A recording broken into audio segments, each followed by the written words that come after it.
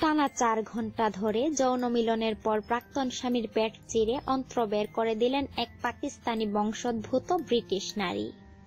ক্ষতবিক্ষত অন্ত্রটি কোনোমতে পেটের ভিতর ঢুকিয়ে পালিয়ে গিয়ে প্রাণে বাঁচলেন প্রাক্তন স্বামী। চাঞ্চল্যকর ঘটনাটি ঘটেছে ইংল্যান্ডের বার্মিংহাম শহরে। অভিযুক্ত ওই নারীর নাম ডালিয়া সাইদ, বয়স 35। তার প্রাক্তন স্বামীর নাম বিলাল মিয়া, বয়স 31। 2013 সালে দুজনের বিবাহ বিচ্ছেদ হয়। এরপর থেকে তাদের মেয়ে কার কাছে থাকবে তা নিয়ে আদালতে মামলা চলছিল। বিলাল মামলায় জিতে মেয়েকে নিয়ে পাকিস্তানে চলে যেতে পারেন, এই আশঙ্কা থেকে তাকে খুন করার ছক কষেছিলেন ডালিয়া। পরিকল্পনা মাফিক শারীরিক মিলনের প্রস্তাব দিয়ে বিলালকে ডাকেন পাক বংশোদ্ভূত ওই নারী। 4 ঘন্টা ধরে সঙ্গমের পর আচমকা একটি ধারালো ছুরি বিলালের পেটে ঢুকিয়ে দেন ডালিয়া।